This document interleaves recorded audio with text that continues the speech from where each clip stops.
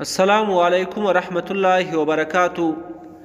بعض حضرات پوچھتے ہیں کہ خون سے بنے مچھلی دانہ کی خرید فروخت کا کیا حکم ہے؟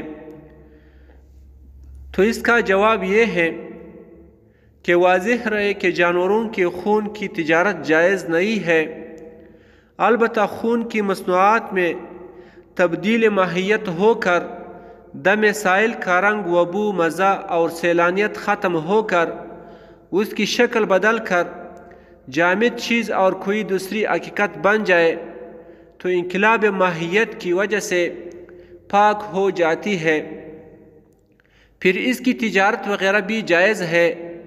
لہٰذا گائے، بیل، بھینس اور بکری کے خون سے بنی ہوئی گولیاں جن مچھلیوں کو کھلائی جاتی ہے وہ مچھلیاں بلا کراہت جائز اور حلال ہے۔ دم مسفوح کی تجارت ناجائز اور حرام ہے، لیکن اگر بطور کھاد اس کو استعمال کرنے کے لیے تجارت کی جائے تو اس کی گنجائش ہے۔